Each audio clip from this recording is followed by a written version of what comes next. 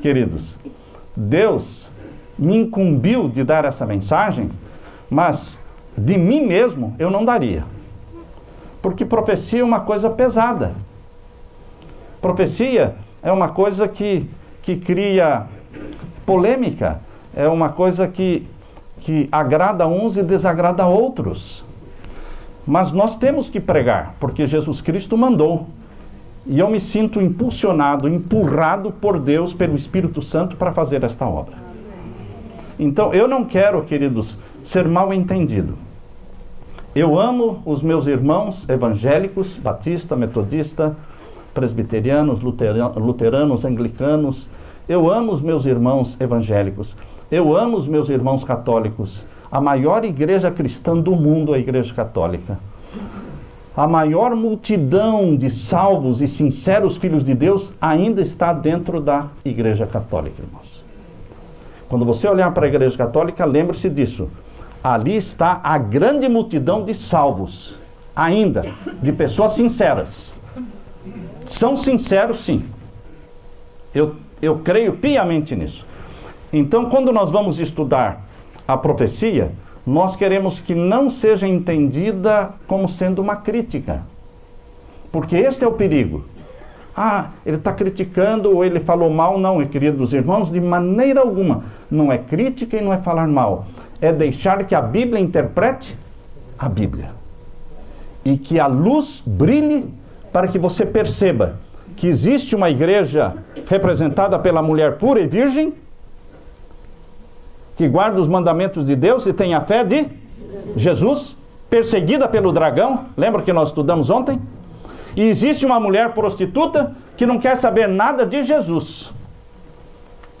Ela se relaciona com Obama, se relaciona com o Bush, se relaciona com o Putin, se relaciona com os reis e presidentes da terra. Todos os presidentes, quando se elegem, já marcam na sua agenda uma visita ao líder desta igreja.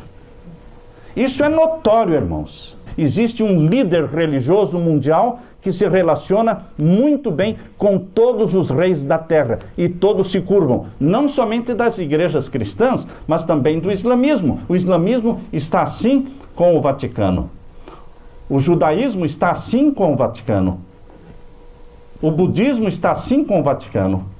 Existe um ecumenismo, uma reunião das igrejas e religiões do mundo sob a liderança de um líder mundial, carismático, bondoso, sorridente, amável. É um líder religioso mundial, mas que não guarda os mandamentos de Deus, escritos pelo dedo de Deus, porque os 10 mandamentos estão em Êxodo capítulo 20. Agora, queridos, aqui no capítulo 13, fala exatamente sobre este poder mundial. O capítulo 13, nós vamos estudar uma parte dele hoje com vocês. É muito extenso, mas ele está falando de 2 poderes. Um poder que subiu do mar e outro poder que subiu da terra. O poder que subiu do mar é o primeiro, capítulo 13, verso 1. E o poder que subiu da terra é o segundo, que está no verso 11, capítulo 13, verso 11. Nós não vamos estudar esse hoje. Mas aqui no capítulo 13 fala aqui: eu pus-me sobre a areia do mar. Uma perguntinha para vocês.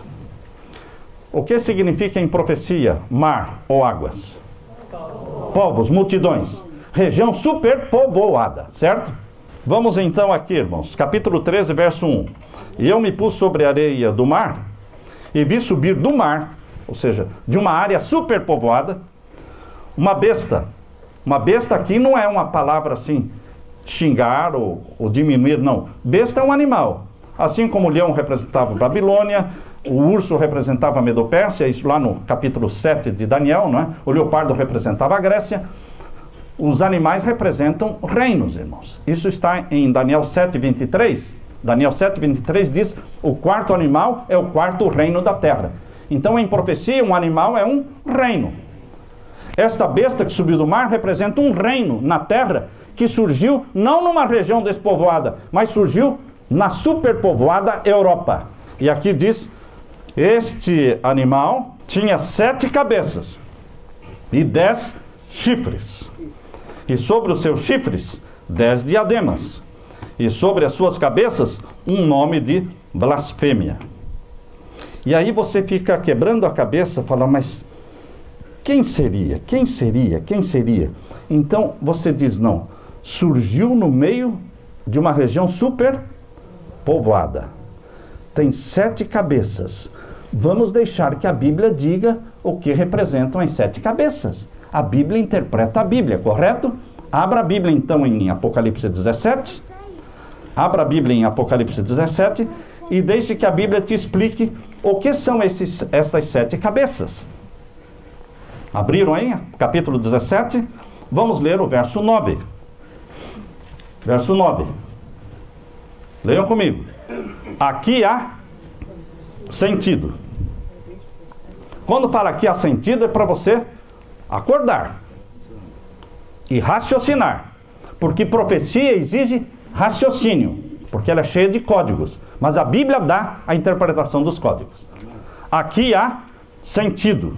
Quem tem sabedoria, ou seja, quem raciocina, não é? As 7 cabeças são 7 montes, sobre os quais a igreja está assentada. A mulher está sentada, a igreja está sentada sobre 7 montes.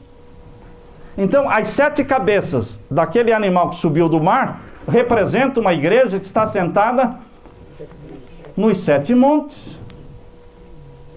Se você pegar a Bíblia Católica, Jerusalém, essa é uma das mais famosas Bíblias católicas, tem o título Jerusalém.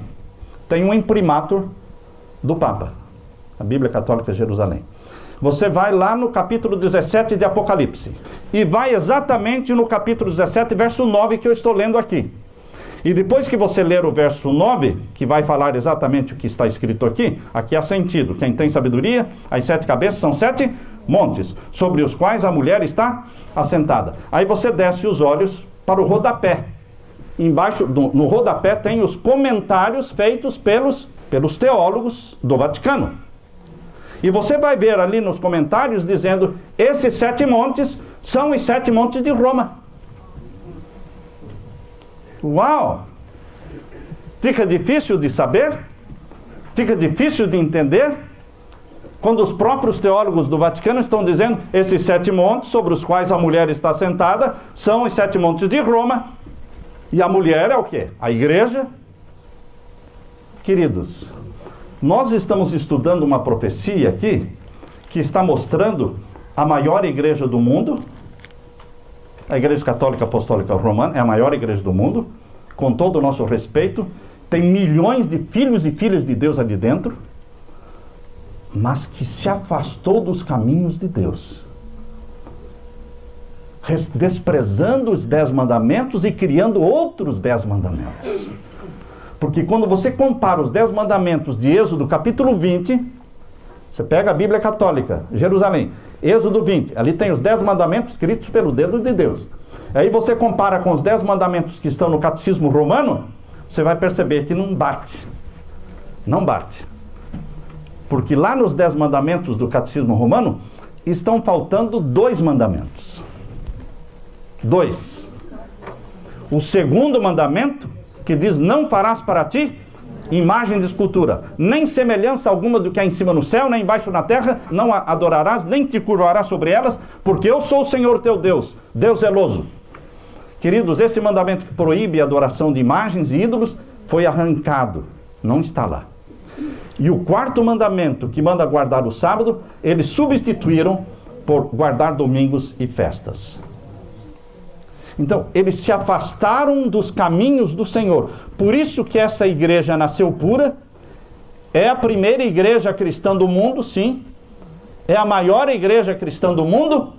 Só que ela nasceu pura e depois se tornou o quê? Prostituta. Por quê? Ela começou a deixar Jesus. O que Jesus, o esposo, fala não tem mais importância. O que importa é ter um bom relacionamento com o mundo inteiro. Queridos, aqui nós encontramos então, no capítulo 13, voltando então para o capítulo 13, um reino. A besta que subiu do mar representa um reino civil e religioso. Porque a igreja que está assentada sobre 7 montes, ela não é somente uma igreja, ela é um estado. Correto ou não? É um estado. Tem sua própria bandeira, tem sua própria moeda, tem sua própria guarda suíça, tem seus próprios bancos, Banco do Vaticano, tem seu próprio correio, tem seu próprio selo, enfim, é um país, o menor país do mundo, tem as embaixadas ali, tem cerca de 170 embaixadas, ou seja, países que mandaram seus embaixadores para estarem ali junto à Sé romana. E queridos, é um país que controla o mundo, mas ele é pequenininho. Nós já estivemos lá visitando, a minha esposa e eu, várias vezes, visitando o Vaticano, a Basílica, enfim, visitando todo aquele sítio. E aqui temos, queridos, no verso 1 nós estamos lendo, sobre as suas cabeças, capítulo 13, verso 1, sobre as suas cabeças um nome de blasfêmia. O que na Bíblia é blasfêmia? Blasfêmia, irmãos, na Bíblia é se colocar no lugar de Deus. O líder do Vaticano, ele não é somente um estadista, ele se coloca, ele se assenta no trono de Deus e aceita ser adorado. Perdoa pecados, ou seja, pretende perdoar pecados. Pretende ter autoridade para mudar a lei de Deus, anulando 2 mandamentos e criando outros 2 mandamentos. Estão percebendo? Isso é blasfêmia, quando você se coloca no lugar de Deus, aceita que as pessoas se ajoelhem diante de você, porque Pedro não aceitava. Vocês se lembram quando Cornélio se ajoelhou na frente de Pedro? Quando você vai lá no livro de Atos dos Apóstolos e lê a história de Pedro indo para pregar o evangelho lá na casa de Cornélio, quando ele chegou, Cornélio se ajoelhou na frente dele. Pedro foi rude, irmãos, foi rude, porque Pedro, quando ele começou a se ajoelhar, Pedro o que disse? Levanta, eu sou homem, adore a Deus. Anjos não aceitam ser adorados. Quando João, aqui no Apocalipse, se ajoelhou diante, aqui no capítulo 19, irmãos, vejam aí o capítulo 19. O que aconteceu quando João se ajoelhou na frente de um anjo? Capítulo 19 de Apocalipse, o verso 10. Você achou aí? Capítulo 19, verso 10. E eu me lancei aos seus pés para o adorar. Mas ele me disse: olha, não faças tal. O anjo repreendeu João: não faças tal, porque eu sou teu conservo e de teus irmãos, que tem o testemunho de Jesus. Adore a Deus. Está claro isso, irmãos? Porque o testemunho de Jesus é o espírito de profecia. Anjos não aceitam adoração. Pedro não aceitou adoração.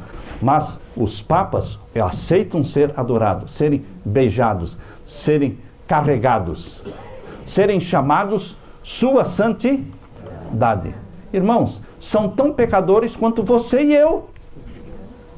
Qual é a prova de que os papas são pecadores como nós? Eles também morrem. Quem é santo não morre, irmãos. Quem é santo não morre. Porque o salário do pecado é a morte. Quem não tem pecado não morre. E agora você, agora eu te peguei, pastor Samuel. Como é que Jesus morreu? É verdade. Se Jesus era santo, ele não podia morrer, não tinha pecado. E como é que ele morreu? Irmãos, aí está o segredo da nossa salvação. Ele morreu pelos meus pecados. Ele morreu pelos teus pecados. Porque ele não tinha pecado. Ele nunca morreria por ele mesmo. Ele nunca pecou. Mas só ele nunca pecou. Santo na terra só existiu quantos? Um. Chama-se Jesus. Então, eu não posso chamar você sua santidade. Você não pode chamar... Não, queridos. Santo, existe um, que é Deus. O Santo de Israel. Voltando para o capítulo 13. Vocês estão entendendo, irmãos, que nós não estamos aqui criticando ou acusando, mas mostrando na profecia, como a profecia mostra quem é esse líder poderoso mundial que surgiria na terra, dominaria a terra, e nós estamos assistindo esta profecia se cumprindo diante dos nossos olhos. É um líder mundial que veio ao Congresso americano, irmãos. Nunca tinha acontecido isso na história dos Estados Unidos. Um líder religioso vir falar para o Congresso americano contraria a Constituição americana. Mas eles transgrediram a Constituição americana. Quando Bush convidou o Papa Bento XVI para vir fazer o aniversário dele na Casa Branca, 2008, foi no finalzinho da gestão de Bush, antes de entrar Obama. Foi uma festa na Casa Branca, a maior festa já realizada na Casa Branca, com 9.000 convidados. Homenageando um líder religioso, queridos. É o maior líder religioso do mundo. E que tem o apoio do maior poder bélico e militar do mundo. Está aí, irmãos. O que mais precisa para cumprir a profecia? O maior poder religioso do mundo e o maior poder civil e militar e bélico do mundo. Estão o quê? Unidos, mãos unidas, para governar o mundo, naquilo que o mundo chama de nova ordem mundial. Nova ordem mundial é um sonho que existe na mente dos líderes mundiais, irmãos. Isso está cheio. A internet, ou os jornais, os livros estão cheios dessa frase, nova ordem mundial. Está na nota de dólar.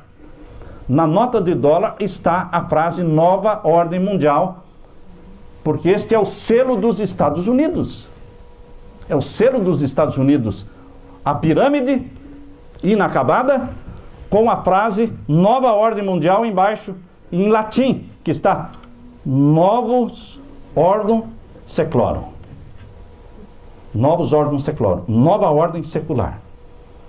Isso foi votado como sendo o selo dos Estados Unidos em 1782 e foi introduzido na nota de dólar em 1935. E eles estão chegando, estabelecendo a nova ordem mundial, a globalização. A ONU é realmente um governo mundial. Vamos ler o verso 2, capítulo 13, verso 2. Ele tinha uma semelhança com o leopardo. Lá em Daniel capítulo 7, o leopardo representa a Grécia. Tem um link com os filósofos gregos, Platão. E o que mais? Semelhança além do leopardo, semelhança com o quê? Pés como os de urso. Então tem semelhança também com a Medopérsia, que adorava o fogo. E tinha a boca como a de leão. O leão representava o quê? Babilônia. A profecia foi escrita em códigos. Então a Bíblia usa o código de Roma. Agora eu quero ler para vocês, abram a Bíblia agora, primeira carta de Pedro, capítulo 5 e o verso 13. Vejam, vocês vão descobrir agora qual é o código. Pedro foi preso, Pedro foi crucificado. Vocês lembram como é que a tradição diz que Pedro foi crucificado? Hein? De cabeça para baixo. Em que cidade?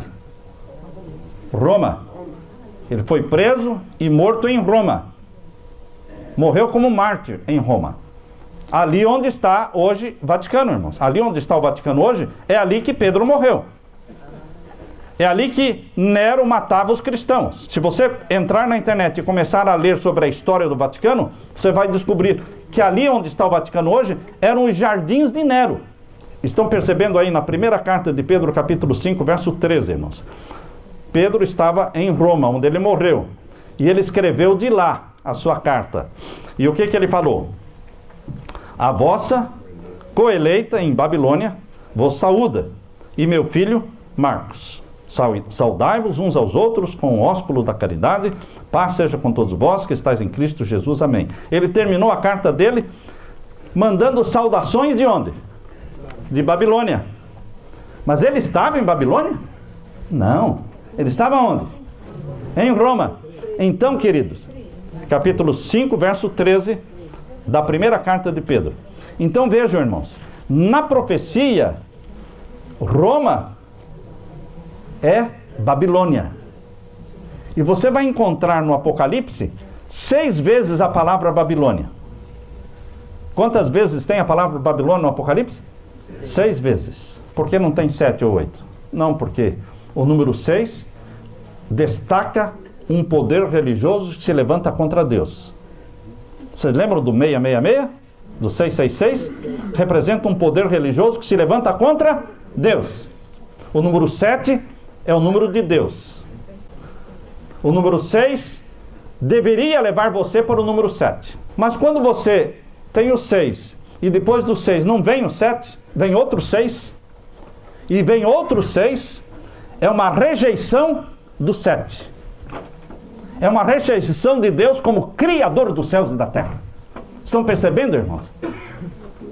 Existe um poder religioso na terra que rejeita Deus como Criador dos céus e da terra. Rejeita Gênesis capítulo 1 e capítulo 2. E queridos, logicamente o Papa Francisco ele não aceita Gênesis capítulo 1 capítulo 2. Ele já falou isso em público. Que a história de Adão e Eva não é... Isso é história para criança, não é verdadeira. Então, queridos, é uma rejeição do 7, que é o número que mostra Deus como Criador.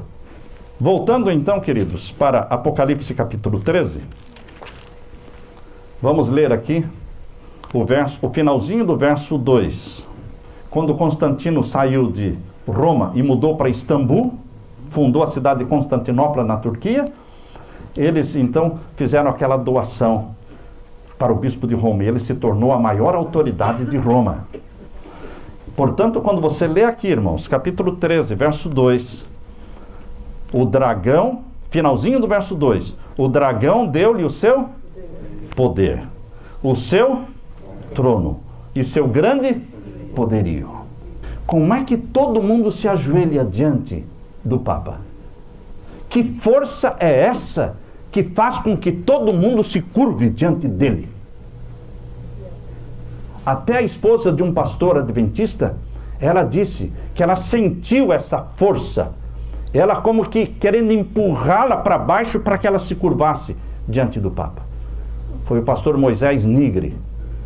Quando ele estava visitando o Vaticano, estava dentro da Basílica de São Pedro, e o Papa estava vindo no meio daquela multidão. Ele chegou bem perto, na fileira onde estava o pastor Moisés Nigri e a esposa. E o Papa parou e estendeu a mão para ela, para ser beijada, certo? E ela conta, eu ouvi da boca do pastor Moisés Nigri essa experiência. Ele conta que ela disse que ela sentiu uma força empurrando para baixo, impulsionando para que ela beijasse a mão dele. E ela se manteve, e ele percebeu que ela não ia beijar, então ele retirou a mão e continuou caminhando. Queridos, existe uma força que faz com que o mundo se ajoelhe e peça a bênção. Mas esta força, esse poder, não é de Deus, meu irmão. Porque é o dragão, diz aqui, a Bíblia diz, é o dragão que deu o seu poder, que deu o seu trono. Ali era a sede da adoração ao sol, mitraísmo. A religião do Império Romano era adoração ao sol. E quando Constantino mudou a sua capital de Roma para Constantinopla, ali ficou então o bispo de Roma. E ele se comprometeu com a política, e o bispo de Roma foi crescendo em poder, em dinheiro, e se tornou uma potência, como é hoje. Mas, queridos, o poder e o trono e o poderio vieram do dragão. Está claro isso, irmãos? Isso não é criticar, não é falar mal, é ler a Bíblia. É ler a Bíblia. E aqui, verso 3, irmãos, agora diz: e vi uma das suas cabeças como ferida de morte. O que representavam as 7 cabeças, irmãos? 7 montes. Existem 7 montes em Roma. O Vaticano não está nos 7 montes. O Vaticano está em cima de um dos montes. 7 montes é de toda Roma, certo? Mas o Vaticano está em cima de uma das colinas que existe lá. E aqui diz que uma das cabeças foi ferida. Quando Napoleão Bonaparte deu ordem para General Berthier invadir Roma e prender o Papa no dia 10 de fevereiro de 1798, ele prendeu o Papa Pio VI e o levou preso para Valença, onde ele morreu com 82 anos de idade. Foi atingido uma das cabeças. Não foi toda a cidade de Roma. Mas o objetivo de Napoleão Bonaparte era atingir especificamente quem? O Vaticano. E derrubou aquela supremacia do Vaticano, prendendo o Papa Pio VI. Cumpriu-se a profecia, irmãos. Uma das suas cabeças foi ferida de morte. Todos pensaram que seria o fim do papado.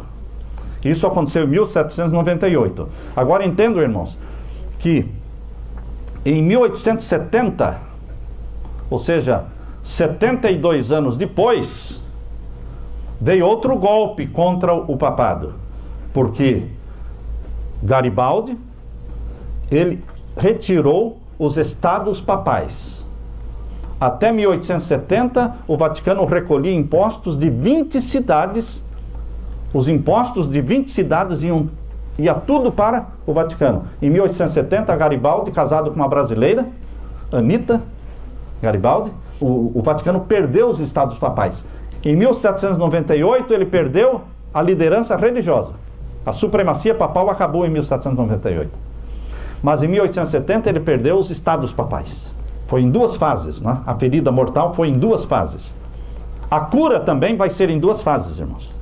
A cura da ferida mortal não vai ser assim, de repente, está curado. Não, é em duas fases, é um processo. Por isso diz aqui o verso 3, irmãos. Estamos lendo o capítulo 13, verso 3. E viu uma das suas cabeças como ferida de morte, e a sua chaga mortal foi curada. E toda a terra se maravilhou após a besta.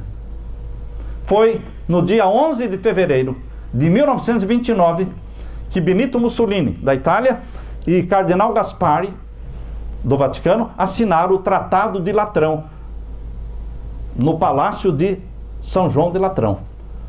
Nós já estivemos lá visitando, já vi lá a mesa onde foi assinado o tratado, tem lá a exposição da caneta que foi usada para assinar o Tratado de Latrão, devolvendo ao Vaticano a posição de Estado.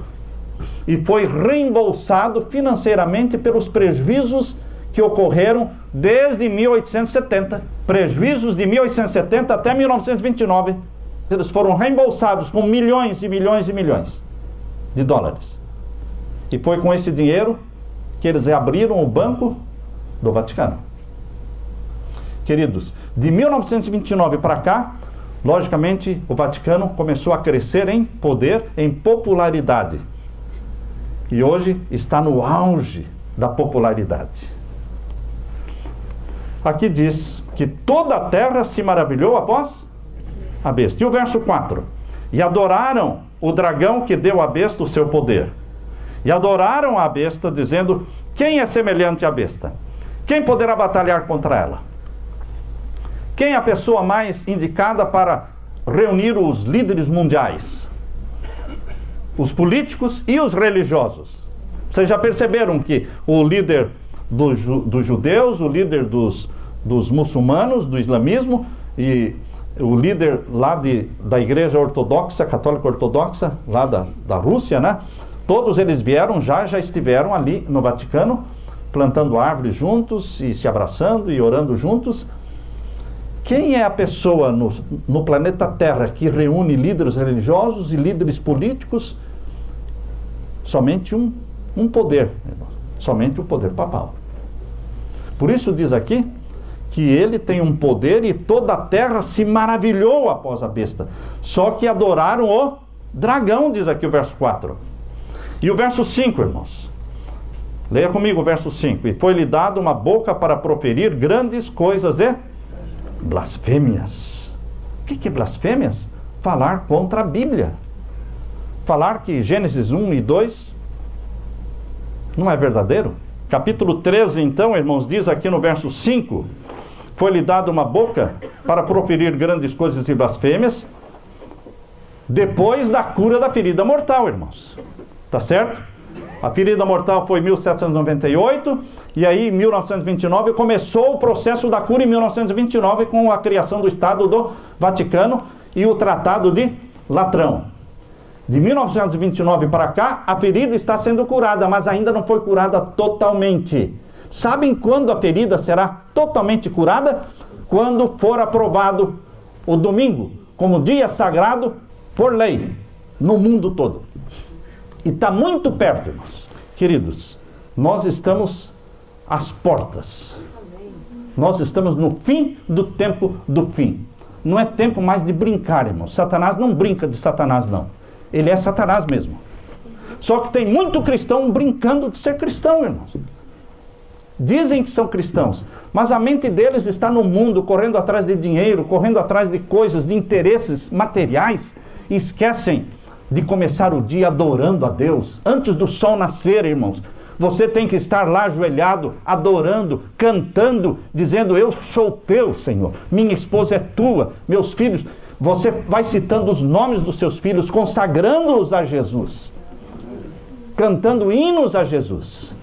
Os céus se alegram e o Deus estende a mão e derrama o Espírito Santo sobre você. Quando você entra no carro, você ora de novo. E você, em vez de colocar numa rádio qualquer, coloca hinos de louvor a Deus. Quando você estiver trabalhando, coloca um headphone no ouvido e você vai ouvindo hinos de louvor a Deus. Você concentra o seu pensamento em Deus o dia todo, porque eu posso morrer qualquer minuto. E se eu morrer qualquer minuto, eu quero morrer em Cristo. Eu quero estar salvo em Jesus.